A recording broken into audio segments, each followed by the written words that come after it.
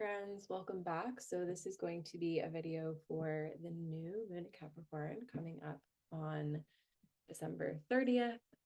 You'll just want to adjust that for your time, but it's going to be 5:26 p.m. Eastern time. And just a little note at the start of this video, I will be creating more consistent videos for the new and full moons, at least to start. So if you enjoy this kind of content, please let me know. I really appreciate it. And so I'm going to go ahead here and share my screen and we'll just dive right into the charts. Okay, so here we have our charts for the new moon in Capricorn coming in on December 30th. This is our last new moon for 2024 calendar year. But again, as we know, this is the Gregorian calendar system, and it is quite different from the astrological calendar. So the astrological new year is going to be happening in spring, on the spring equinox in March. So we are not necessarily getting into kind of a new year energy here, but I do want to talk about some of the interesting transits that I see going on with this new moon. So here we have the new moon at 9 degrees of Capricorn, and it is our last new moon of the year. Now, in any new or full moon chart, I'm always going to want to look to the ruler of the moon. And with this particular chart, and as well any aspects that the moon is making to other planets in the chart.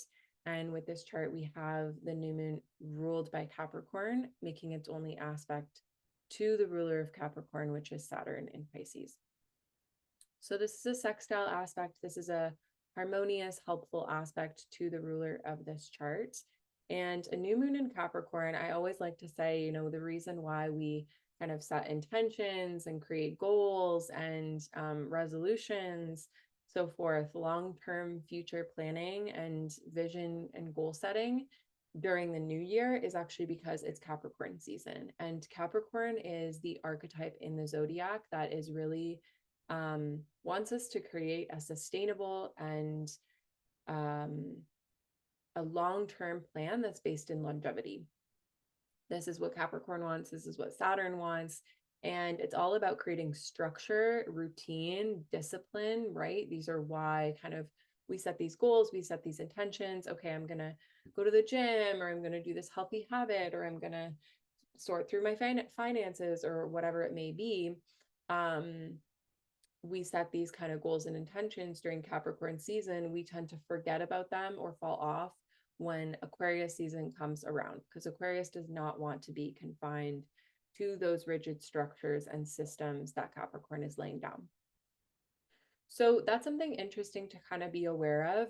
This new moon is definitely setting us up for long-term future vision setting and planning.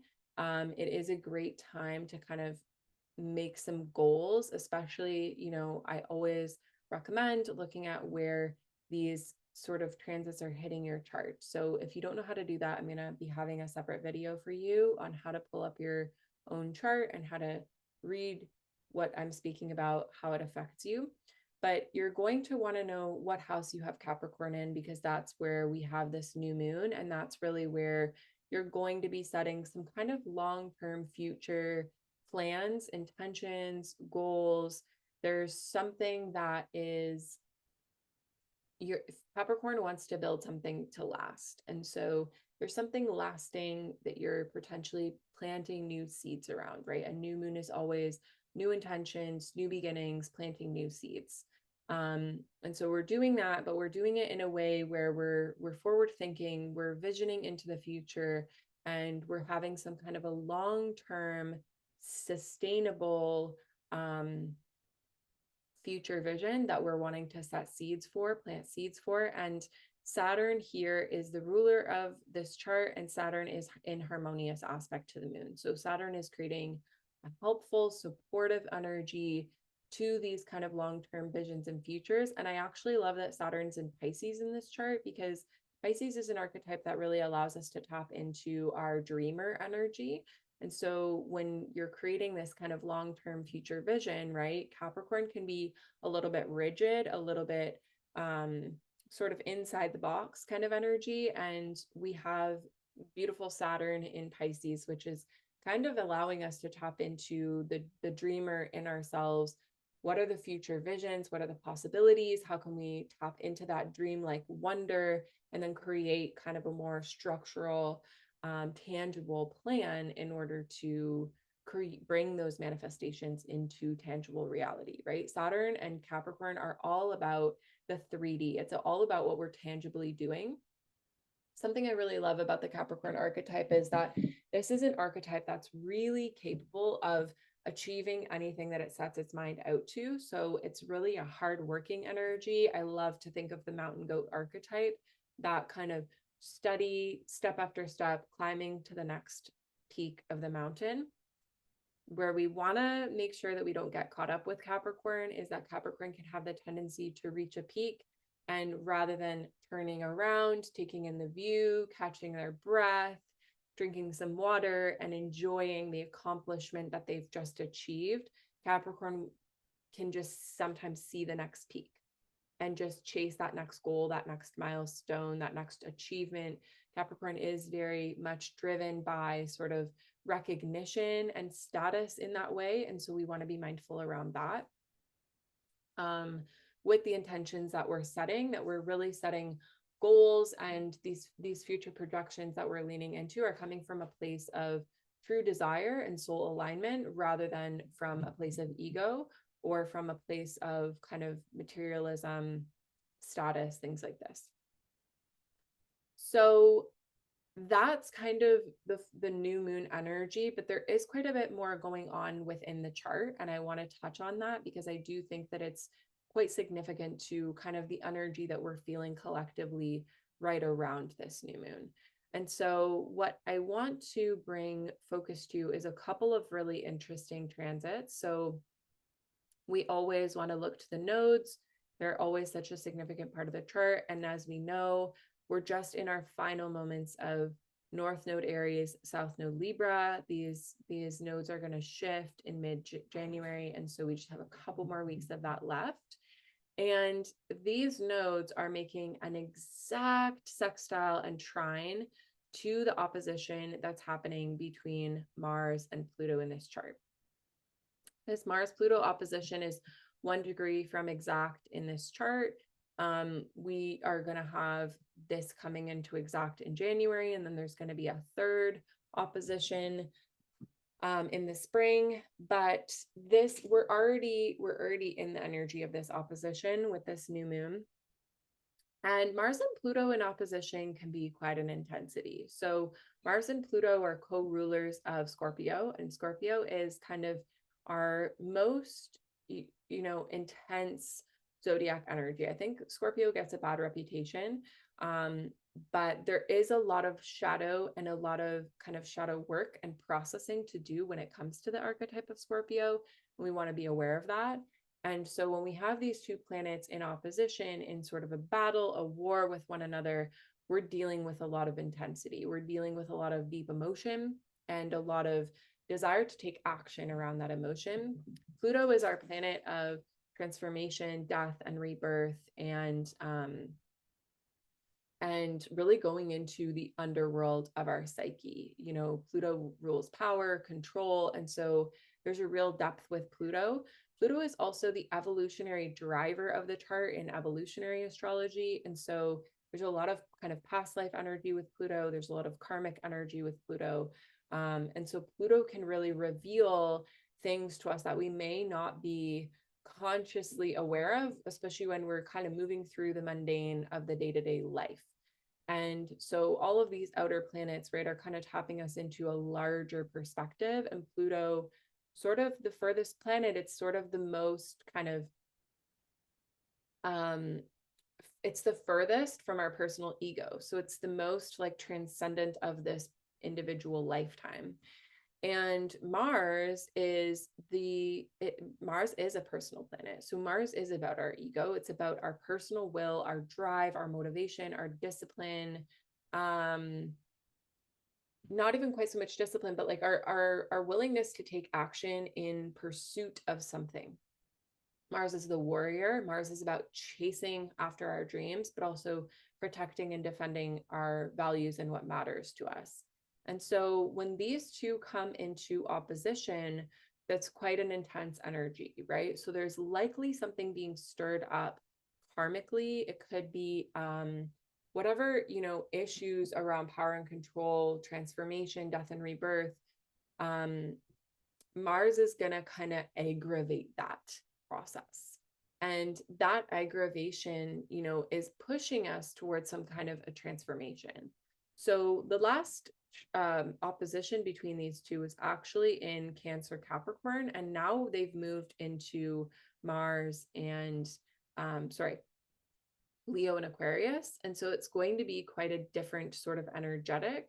You're going to want to look to that first degree of the fixed signs. So Taurus, Leo, Scorpio, and Aquarius. If you have any planets within, first couple of degrees of those fixed signs, this is going to be hitting you more intensely. It's going to be affecting whatever those planets are. And so whether that's making a square or it's conjunct, you're going to want to look to see how that's affecting you and what houses it's in your own chart, to understand more about this Pluto-Mars opposition. This Pluto-Mars opposition can kind of push forward some heavy frustration. It can feel like Mars is retrograde as well. So Mars is like kind of feeling restrained. Mars is feeling kind of tied up. It's the warrior in a cage. So we might have this pent up, built up frustration. And I would really encourage whatever's coming up that you want to just like be perhaps impulsive around, or you're feeling really fiery around, you're feeling really heated. All of these are Mars words: heated, fiery, impulsive, right? These are all very Mars energetics. You want to look to what's that stirring up for you? Like those emotions that are being stirred up, those fiery, kind of impulsive energies that are being stirred up for you. What are they revealing that's on a deeper kind of soul level or karmic level? Is this a relational dynamic with another person? And I'm going to go into why that might be the case. That's bringing up some kind of a, karmic energy from past life. I don't know, but there's something deeper. There's something to unravel, because Pluto is always giving a hint that there's like a deeper kind of mystery to unwrap. And Mars is feeling aggravated by that. And so whatever Pluto wants us to look at, Mars is kind of like the canary in the coal mine in this case. That's going to create this maybe heat in the body, tension in the body, a fiery, impulsive kind of energetic in the body or in the emotions that's perhaps indicative of where there's something deeper that requires your attention. Now, the reason why I mentioned that this might be a relationship struggle is because the nodes, as I mentioned, are making perfect aspect to this opposition. So the North Node in Aries is making sextile to Pluto and trine to Mars, and then the South Node turns this into like a really beautiful aspect here, this big blue sort of rectangle that you can see here in the chart. And so with this being connected to the nodes, right, it feels to me like this nodal journey, you should know by now kind of what your lesson or what teaching North Node Aries, South Node Libra has had for you. This is, again, some kind of lesson around letting go of self-abandonment, self-sacrifice. Where are you putting others' sort of well-being before your own in a way that's harmful to you? And how can you begin to choose yourself? And this Pluto influence being in the air sign as well as the South Node, it's indicating to me that there's like one last layer of sort of understanding of where perhaps that pattern originated from, or that self-abandonment, self-betrayal, self-sacrifice, like that, where is that rooted in your consciousness, and how can you really uproot that from your consciousness with this transit? Because Mars here in retrograde is challenged, right? And so Mars wants to just do the thing, say the thing, have the conversation. There is a push to perhaps speak up for your needs, speak up for, like, stand up against a relationship dynamic that's not serving you. That's the potential sort of, if there's been a relationship dynamic that's been on the rocks, that's been so deeply challenged over this last 18 months of this transit, and you still are operating within that relationship and it's really not serving you, this could be the final push to leave that relationship or to transition that relationship in some way. This could be the final push to, like, set a boundary, but it's more about an energetic boundary. And it's less about, like, Mars wants to fight and take action. It's less about fighting here. It's actually like pulling all of your energy back into yourself and having that energetic boundary. Sometimes that in and of itself is enough.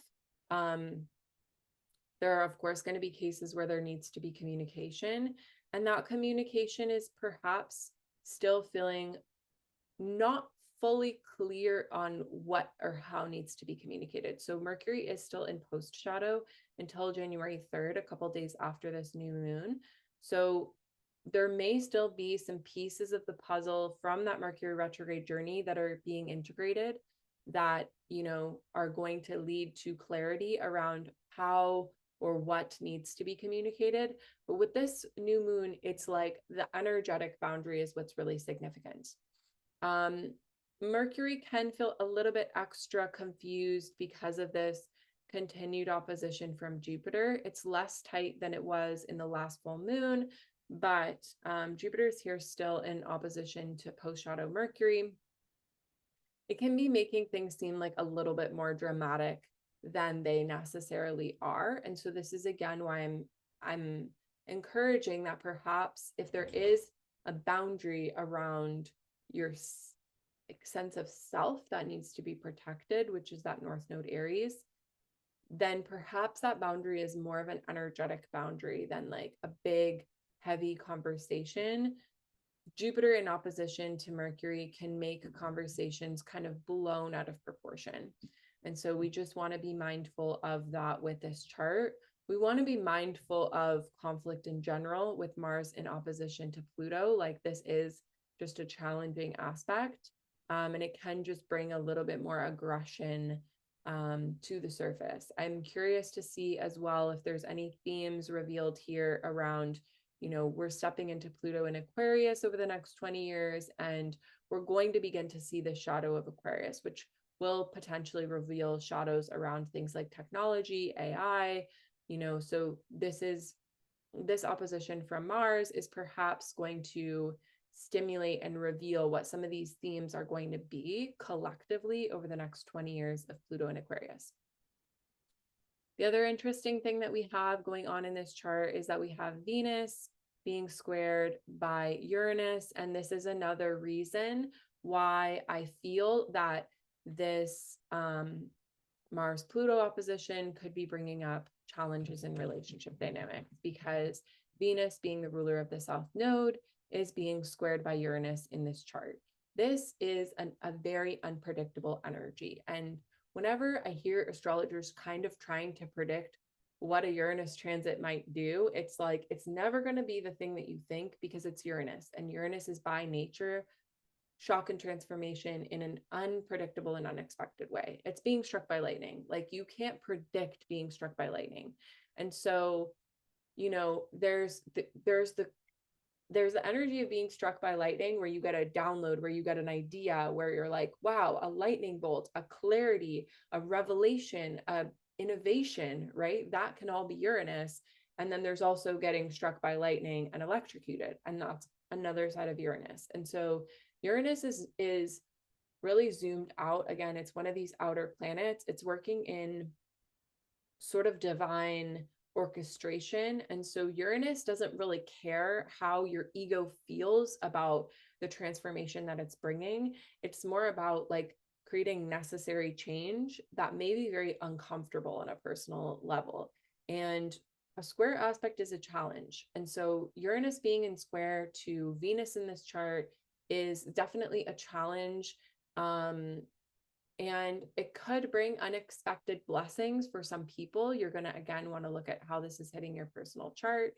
But in general, I would say expect the unexpected, and we just never know how Uranus is really going to hit. And so it's just something that you want to kind of be aware of. And most likely you've been feeling this energy going into this new moon because it's been building. So something unpredictable, something unexpected. It could be someone coming in from left field. It could be a relationship transitioning out in a sudden way.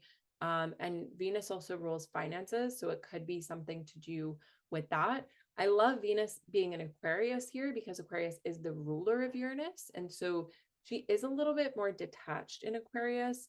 She's a little bit more like in trust of that Uranian energy. She's a little bit less, emotional and like clingy. She's a little bit more big picture, zoomed out, detached, and a little bit more sort of on that mental intellect level. So ideally, whatever this big shift is, or whatever kind of transformation Uranus is bringing to either love or relationships or finances, Venus is ideally set up to sort of ride that wave, being that she's in Aquarius in this chart. We also want to note that Venus is preparing to start moving into her underworld journey. Venus is going to go retrograde in March. That's still a little bit of a ways away, but she's kind of gearing up for that journey. She's slowing down. She's not in post shadow yet, pre-shadow yet, but she is slowing down. And so, things are kind of coming to the surface around her and around relationships in general. And relationships are still going to be a quite significant theme moving into the first couple of months of this year. So there's still lots to kind of understand and unpack around that. But again, we want to really be continuing to do this work. These are our last couple of weeks of South Node Libra, North Node Aries. We won't have the nodes back here for 18 more years. This is our last kind of hurrah in terms of any inner work you need to do on challenging your internalized codependency and self-sacrificing narratives. And I just want to say that every single person on this planet has been conditioned into codependency narratives that are not healthy for the kinds of relationships that we're moving towards in our collective consciousness. And so we need to be able to shift those patterns in order to really have that transformation. If working on relationships and healing codependency and changing your relational patterns and, working with your attachment style, inner child healing, but also understanding relationships through a spiritual lens is something that you're interested in, I have a 3-month intensive that's starting in January. So you can send me a message if you're interested in that. And so, yeah, this is an interesting new moon chart. It's definitely a beautiful chart for kind of laying the groundwork and setting foundations for a long-term vision. Again, working with that Saturn and Pisces energy to kind of hold that dreamy vision. And then working with Capricorn to set some goals and intentions. But we're really not leaping into the new year with a lot of vigor, right? We've got our planet of action and drive and motivation in retrograde. And so we're not leaping into the new year with a lot of vigor. In fact, Mars is being challenged right now by Pluto. And another interesting thing to kind of note around this opposition is that when any planet is in retrograde, we're revising around that planet. And so right now we're revising the way in which we take action.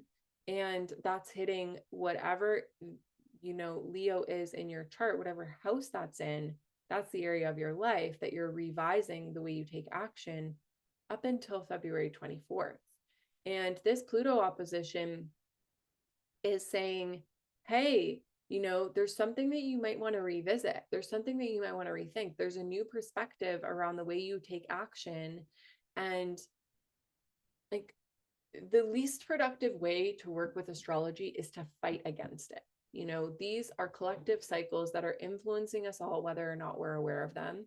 And when you can work with the cycles, when you can understand the cycles, be in tune with the cycles, and then work with them instead of fighting against them, you create an internal harmony and alignment with the collective and cosmic harmony and alignment. And so right now, we're not driving forward. We're not pushing forward. Mars is in retrograde.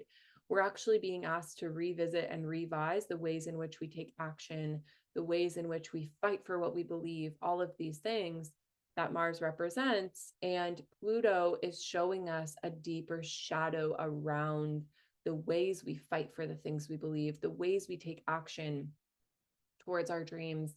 And so, yes, this is a beautiful new moon to kind of plant some seeds and set some intentions, but it's not full steam ahead energy. It's really a more introspective energy of coming back to like a deeper sense of really internal alignment, and this kind of challenge with both the internal masculine and feminine energetics. Mars and Venus are both being a little bit challenged, quite challenged in this chart.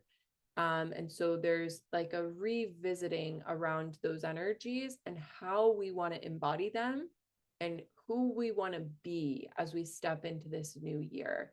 And really, I would say what we want to leave behind is as significant as what we want to build towards with this new moon. So I hope you enjoyed this reading, and I'm looking forward to continuing to do more videos like this. So let me know if you enjoyed, and you can always find me on Instagram. I'm at Rewild the Soul, and you can find my videos here. I'll be doing more videos. I also offer private astrology readings, so if that's something you're interested in, I'll have the link for that below. And you can also contact me through Instagram or through my website, which is www.rewildthesoul.ca. Thanks for being here, and see you soon.